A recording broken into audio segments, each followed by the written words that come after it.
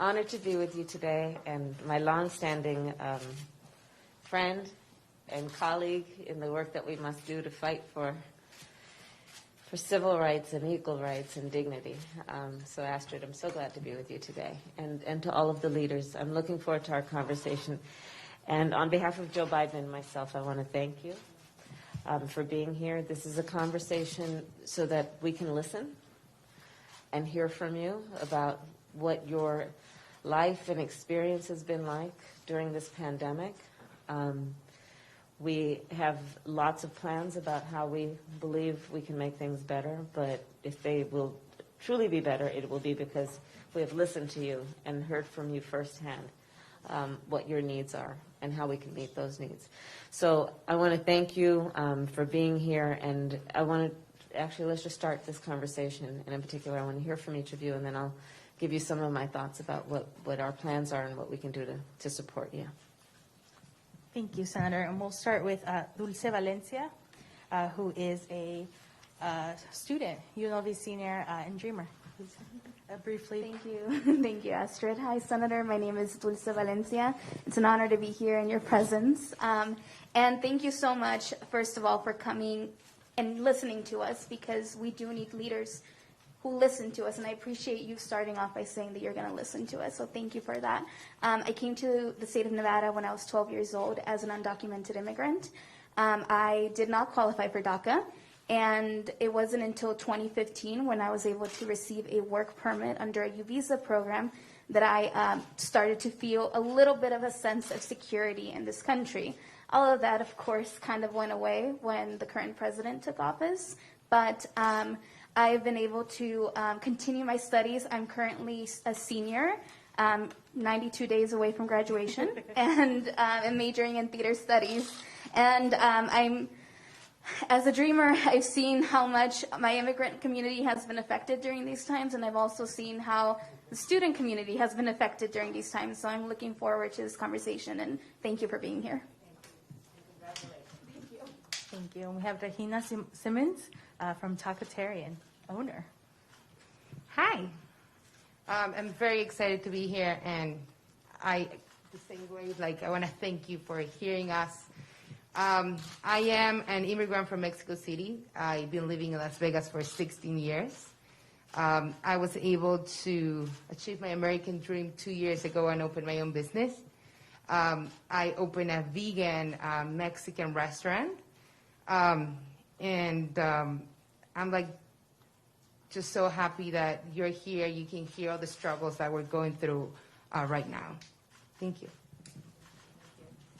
Okay, we have Eddie Ramos of the Carpenters Union and Caesar's Palace employee. Thank you to have you here again, one more time, and welcome to Las Vegas. My name is Eddie Ramos, who I just represent right here the community, and I thank you to come over here to listen to all the problems that we have.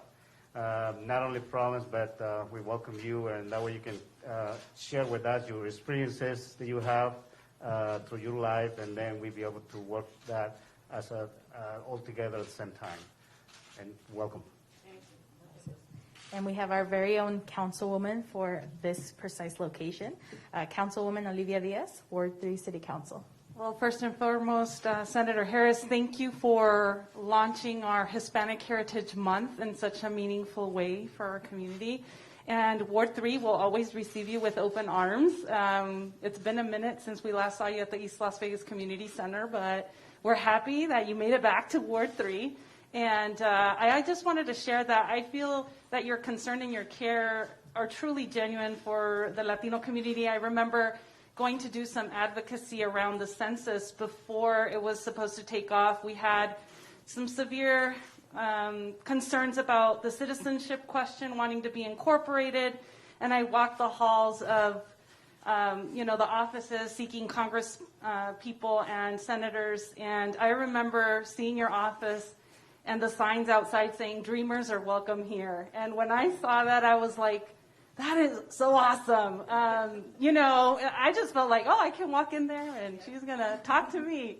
So know that as a proud Las Vegan, I was born and raised here, and I'm the first Latina city councilwoman for the city of Las Vegas. I have, I think, been bestowed not just an honor, but a huge responsibility to look out for my constituency, which is over 60% Latino and Latinx. And so I'm looking forward to newfound leadership that can be inclusive and embrace everybody, because I know that through the times we're all living, we're going to need that. Thank you, and congratulations. My mother had many sayings, and one of them is she would say, you may be the first to do many things, make sure you're not the last. And you're living that kind of life, because I know your work of always leaving the door open and making it bigger so more people can walk through. So thank you. Thank you. So we're going to kick off. Regina, you mentioned Tacotarian and the success of the past 2 years. How has COVID impacted not only your business, but your employee well-being and your customers? Well, it's been really hard for me and my family. At the beginning, we have no information, no guidance of what to do. So we were terrified to go to work and then bring that virus back to my kids. So unfortunately, we were in that position that we needed to close. We closed the restaurant for 2 months until we got more information. When we were finally able to open, we could only open 50% capacity. That means 50% sales are down. So we had to get creative and find new ways to bring people in, but ways to make them feel comfortable. You want their customers to feel safe to come to your place, but you also want your employees to feel safe to come to work, because they haven't been working. They can't afford not to work for 2 weeks or whatever time they're sick. So it's definitely been very challenging, getting creative. Either we have to deliver food for customers now, or we have to do curbside pickup, or do specials, all the restaurants are in the same place right now. We've definitely had to be it's a lot more challenging, and you have to get creative because we don't want to close. We want to stay open, but the virus is still out there. This is not gone. This is still here. So we just have to make sure everyone's safe, and there's leadership out there that help us go through this. Because without leadership, there's no way we're going to be able to go through this, because this is not the end. And how do you feel going forward? What are the steps that you feel necessary for you to not only have a thriving business, but as you said, a safe one? Well, for the future, I definitely think, for instance, at the beginning, we got our PPP loan. That definitely helped us reopen the restaurant. We needed that money to open the doors, and we needed that money to help the staff. The staff haven't been working for 2 months. They needed that money to survive. So we definitely need more help, more loans, more grants to help restaurants. Because as I said, this is still there. It's still hurting us every day. Customers are still scared to come to a restaurant.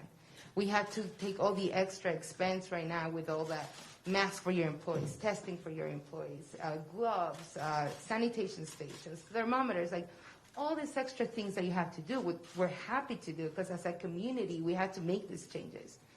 But it's definitely, we need leadership. We need someone to guide us and help us go through this. And the restaurant industry needs help.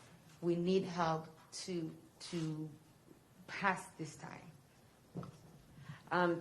Thank you. And I look forward to coming to your restaurant. I try to be vegan before 6 sometimes. And then steak. But to your point, Joe and I have talked extensively about this, because to reopen, you hit every point on the head. In order for businesses to be able to reopen, the customer has to feel comfortable. Because you can open the doors back up, to your point, after 2 months of being closed. But if the customer doesn't feel comfortable, then it's still going to impact your bottom line, literally. So part of our plan is what we can do in terms of providing paid leave for your employees, providing PPEs for you. We have, and part of the funding would include, for example, plexiglass, right?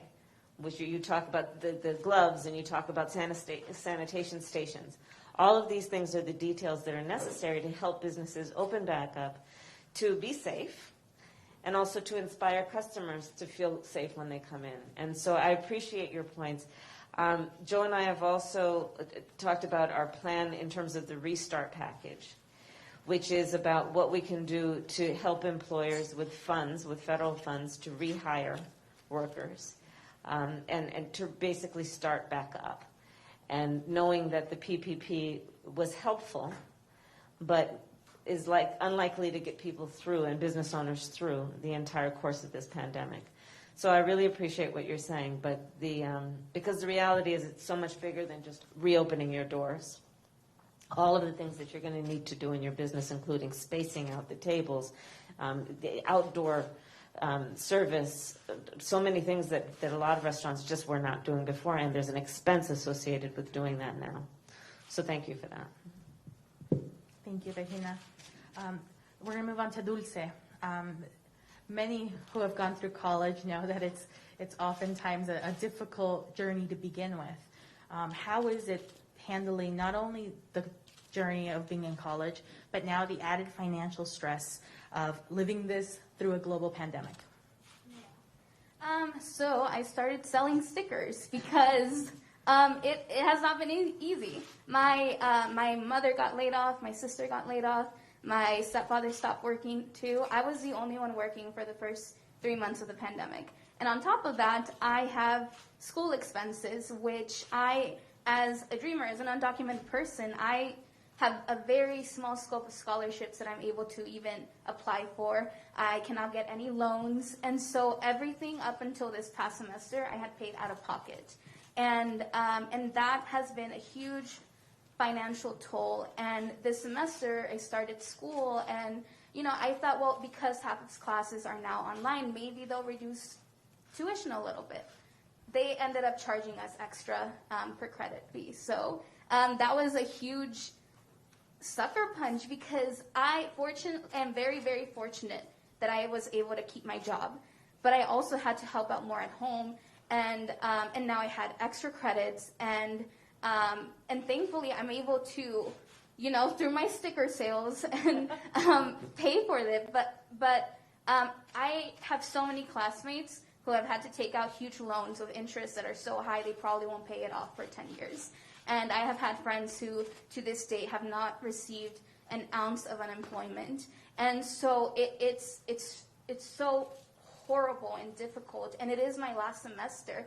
This is the last semester where I should be enjoying it, doing everything possible to enjoy my last few months of college. And instead, I'm scared.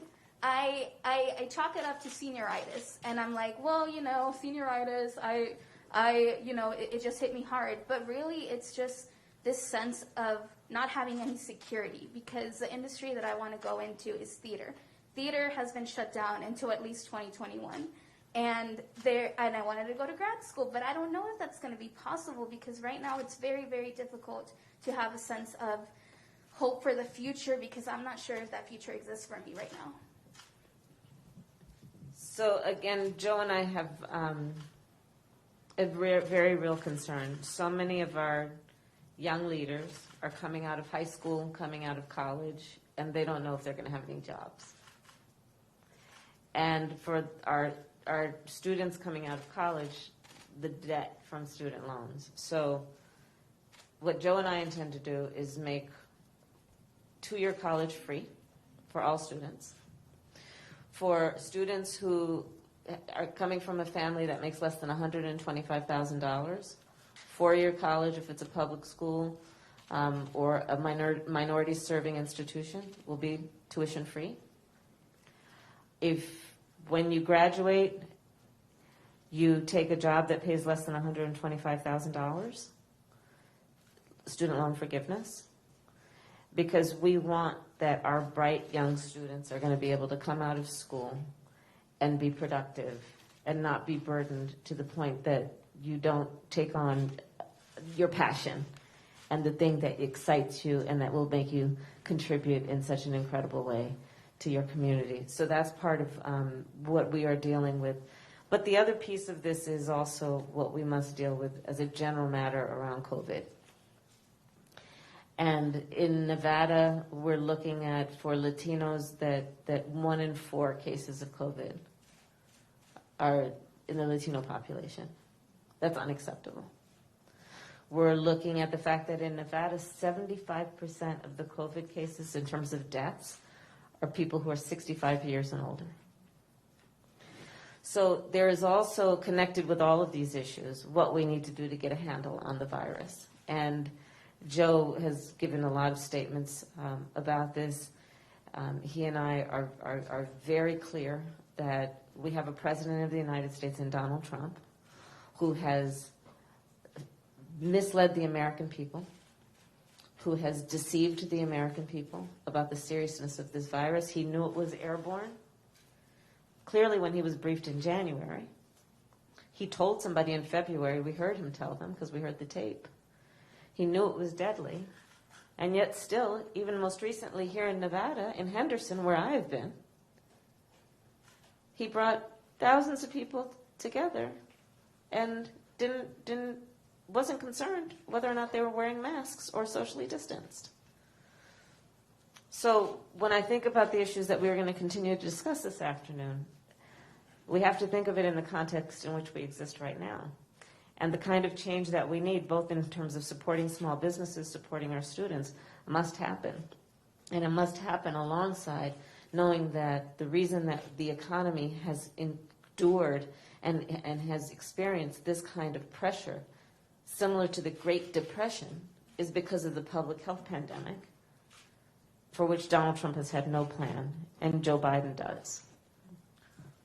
And I will add that we know that here, especially in Las Vegas, the majority of our students are working either part-time or full-time. We have a large population of those students. And talking about Dulce, how have you seen COVID impacting the families you work with, your professors, your fellow students? How do you think it's going to affect them, not only right now, not only in the short term, but further down the road? How do you think this is, not only financially, but also mentally?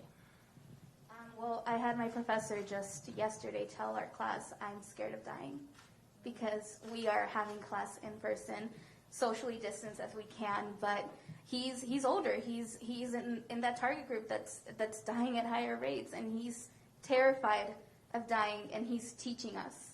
And so that is a very real fear. I take tests every 11 days because I'm terrified of bringing the virus home to my family, because my stepfather is over 65 and is prone, is in the target group. And I know it's terrifying. And, Latinos are also some of the people that are less likely to go get mental services or mental health resources. And there's so much stigma attached to it. So I'm scared that our community, specifically from this pandemic, is not going to be able to get the help that they need, and that this is going to turn into generational trauma that's going to affect us for generations. And that's a very, very real fear. Forget the financial stress, which is already insurmountable. But right now, we're struggling mentally, and we're the least likely group to get help for it. I agree completely. And when we talk about mental health care, we're talking about health care. Let's be clear about that. It's too bad that for too long we think of health care and the system talks about health care as though the body starts from the neck down, instead of understanding the health care we need also from the neck up, right? And that's mental health care. And so Joe and I, there's a big contrast here. On the one hand, we're in the middle of a public health pandemic where over 6 million people have contracted the virus. Latinos are 3 times as likely to contract the virus nationally, twice as likely to die from the virus. Over 6 million people have contracted the virus. Almost 200,000 people have died from the virus. It's a public health crisis.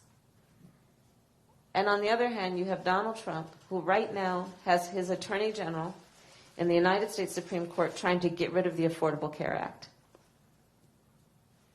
that brought health care to tens of millions of people in the midst of a public health pandemic. And when you think about, to the point of your father, pre-existing conditions, if they get rid of the Affordable Care Act, then that means that they'll also get rid of the protections that we got for people with pre-existing conditions. You know those 6 million people who contracted the virus and, through God's grace have lived? We still don't know the long-term health impact. People are talking about lung scarring, right?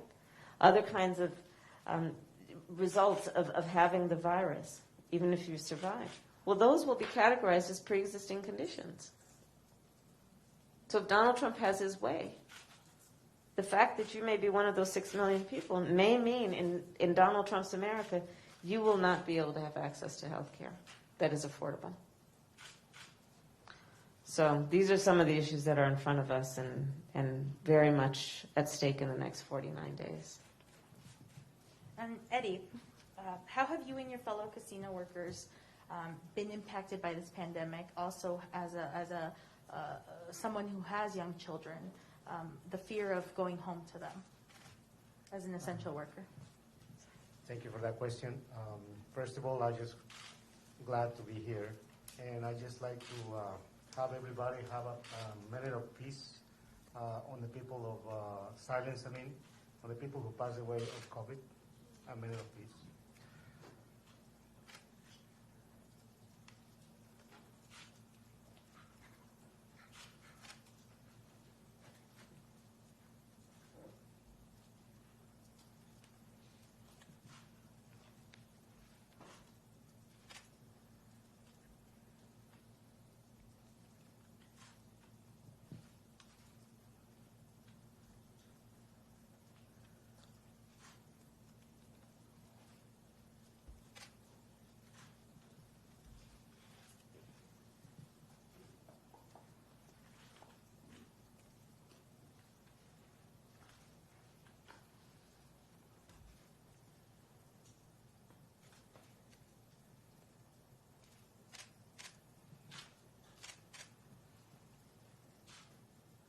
Thank you so much. About your question, it's really hard for us essential workers.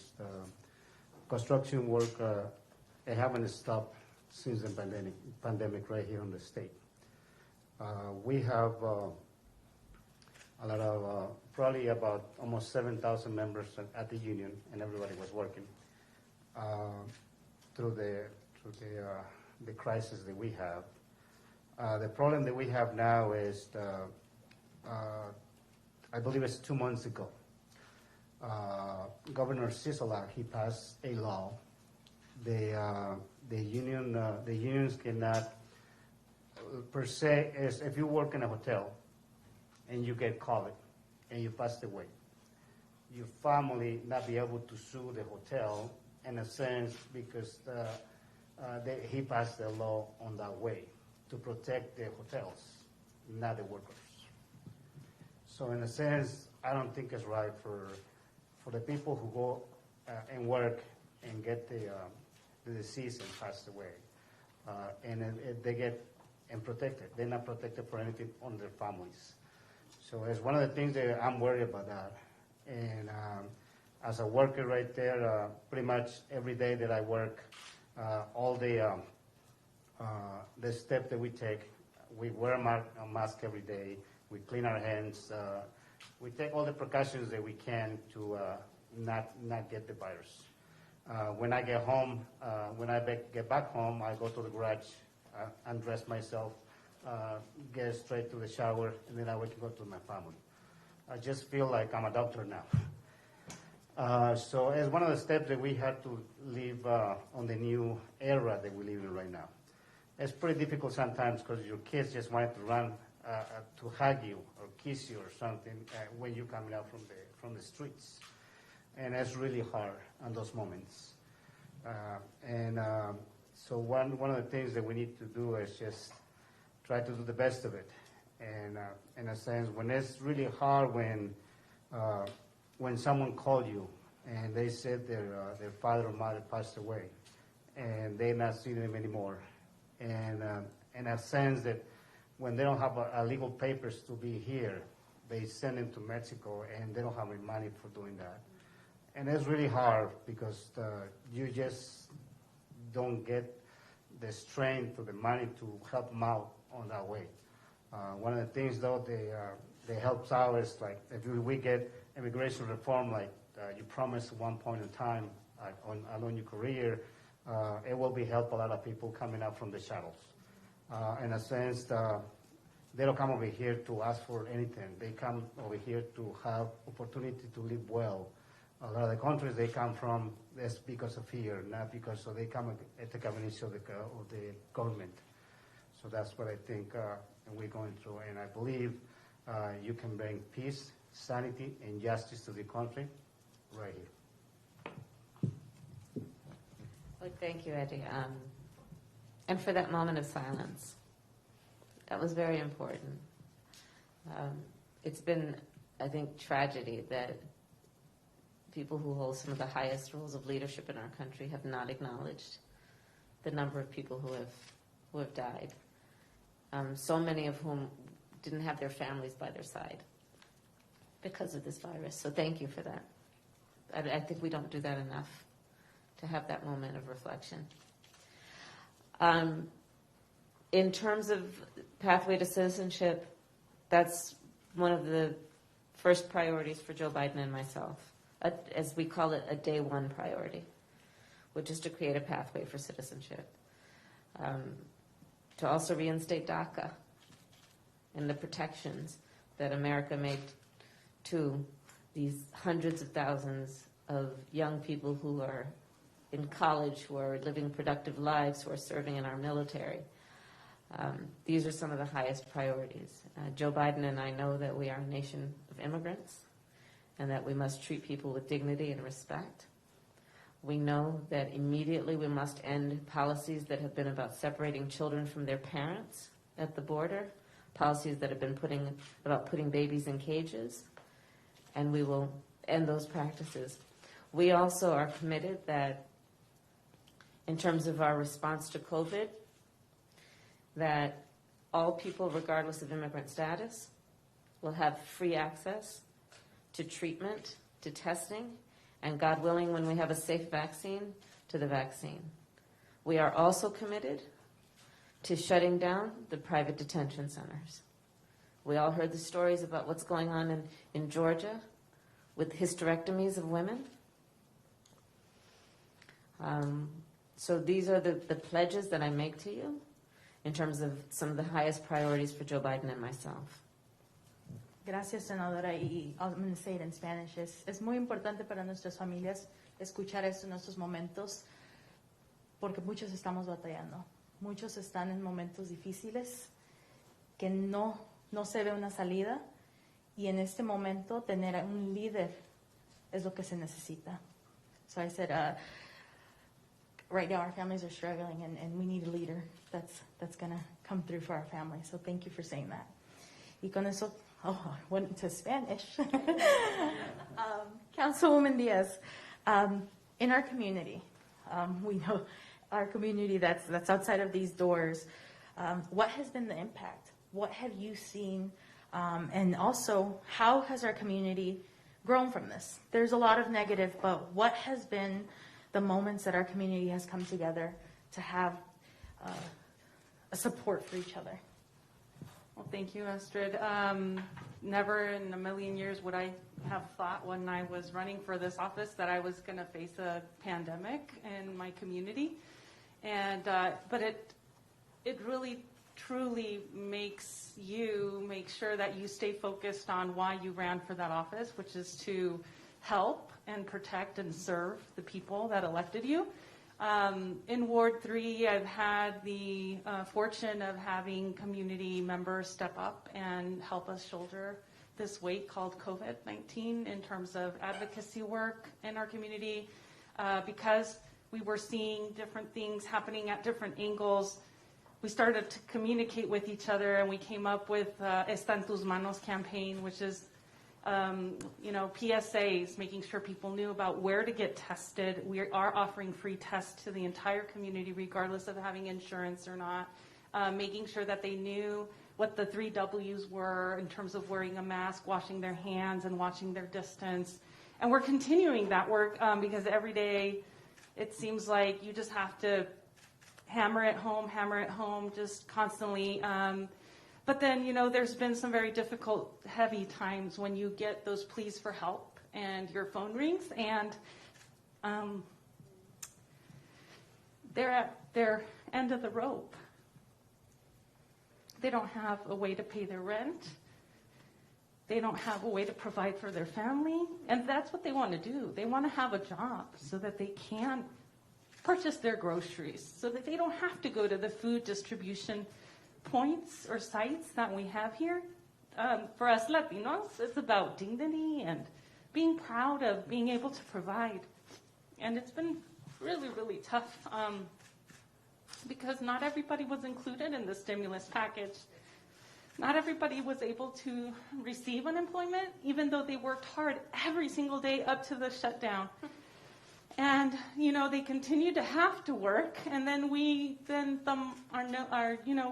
frown upon our positivity rates. Well, I'm sorry, but when you have no other choice but to go out and put yourself in the line of duty to provide for your families, COVID-19 is not going to be that relevant to you because you want to provide for your family and you want to provide that sense of security for them, and you're the pillar that's holding up that household. So it's been incredibly humbling. It's been incredibly difficult to receive all of these stories and try to connect people to resources. But, I've tried to make sure that I'm following what the SBA is doing to help small business owners like Regina and get the word out in Spanish. And Senator, it's so incredibly, you come from California, where I think you guys have had a better practice of being more multiculturally aware and diverse in terms of language access, but geez,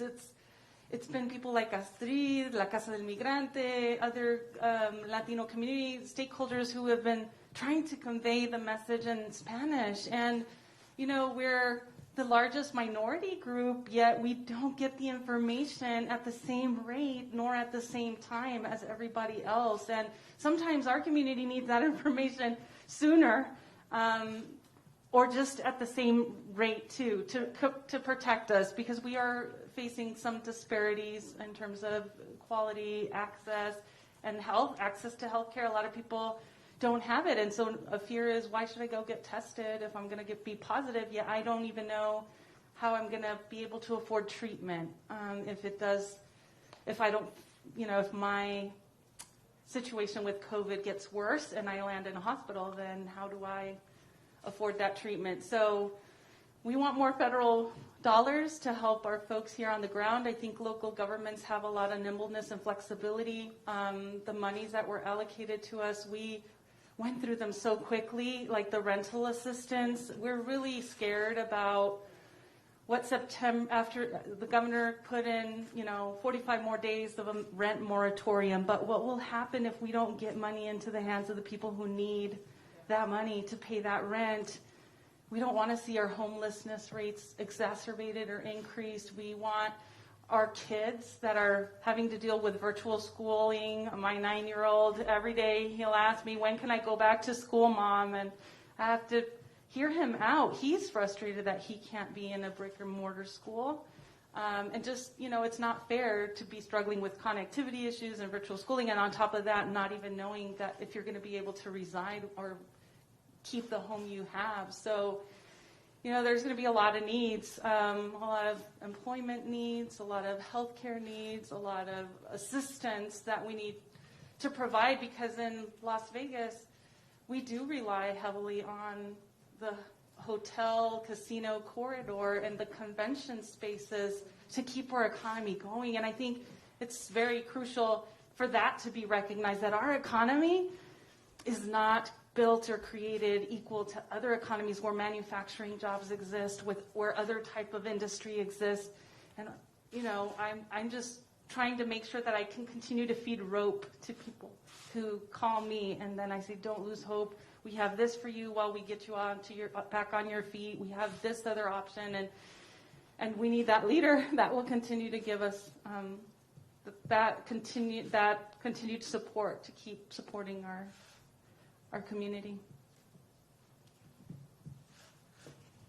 First, I just want to thank you. This is what real leadership looks like. And we've seen so many displays of a lack of leadership, but real leadership is about seeing the people, caring about the people, and truly wanting to help the people. I think the greatest sign of strength is not based on who you beat down, it's based on who you lift up, especially when they're in a time of need. So I'm going to talk about the school issue. You talked about many things, and that's about what we need to do to expand the unemployment piece. There is a component, I, for example, was with the culinary workers just a couple of days ago. 80-something% of them are still out of work. At the height of the pandemic, 98% were out of work. And so part of the plan that Joe and I have includes extending unemployment and also health coverage so that we would pay 100% for COBRA benefits during that period. But the school piece is another piece of it, because when we look at essential workers, we should not treat them as sacrificial workers, to your point. So many of the frontline workers are women, people of color, and immigrants who have been going to work every day to take care of other people's children or seniors, or to be on the front lines working in the hospitals at every level of what that hospital requires to function. And yet they don't have paid family leave or paid sick leave. Yet they don't have affordable child care so that they can go to work and be safe and let their children be safe. And those are part of the child care piece, as well as expanding the caregiving workforce, is one of the great priorities for Joe Biden and myself. But making sure that for those jobs, that they are well-paid jobs, that those are union jobs, that those are jobs where people are paid with the dignity that they deserve for the work and the value of the work they are performing. But in terms of schools and all of that, the other piece of it, it's about the need to build up infrastructure. And a large part of our initiative about building back up the economy is also about building back up infrastructure, including our schools. Some of the reasons that some of our children cannot go back to school is for our public schools. Those buildings are so old. None of us would let our children drink from the water fountain because that water is pretty much toxic. And the ventilation system in so many of the buildings is so bad that they can't even be indoors, even if they're socially distanced, and be safe. So these are some of the areas of priority that he and I have that are about not only addressing what this pandemic has made clear are the problems with what was before the pandemic hit, but also what we need to do to build back better, as we say. Thank you so much, Councilwoman. And I think what comes down to all the things that we're hearing is we're willing to work on solutions. Our community, our business leaders, our students, our elected officials, our workers, we're all here. We're ready to be at a table. We just need to have leadership that is willing to take science, that is willing to take all of the needed pieces to give us a better future, and not even a future at this point, an outcome to something that nobody signed up for. Nobody, I don't think we can find anybody at this point that thinks that this is something that, was going to be better for all of us. Our communities are hurting, and especially here in our city, with Councilwoman, we play back and forth where organizations send them to her and she sends them back to the organizations because there's no resources. We can help people get to a food bank. We can get help to people, but then what about the next week and the next week? And finding out, that community members are choosing to forego paying their rent because they're going to pay their energy bill because they need energy for their kids to be in online classes. Finding out that, the internet isn't working in mostly our communities, mostly our low-income Latino, Black communities. Our students need this because they're our future. They're the ones that are going to come out of all of this. And Councilwoman, I don't think there's any more words that can echo what is happening in our communities. And we want to make sure that you take this back with you, that you help, not help to fix this, not help to resolve this, but that you understand that our communities are here. We're ready. We want to work for this, but we just need to make sure there's a leader that's going to actually be able to help us. That's right. And I couldn't agree with you more, Astrid.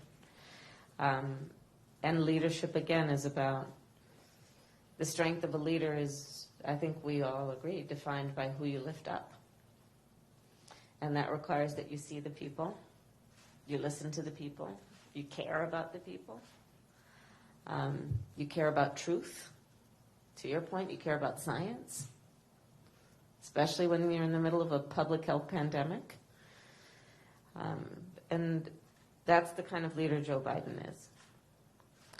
We are 49 days away from the election. This election is really going to matter. It's really going to matter. There are clear choices on the issue, again, of the COVID.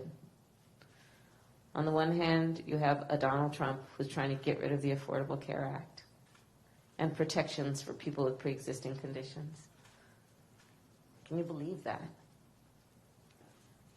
On the other hand, you have a Joe Biden who wants to expand health coverage, including mental health coverage.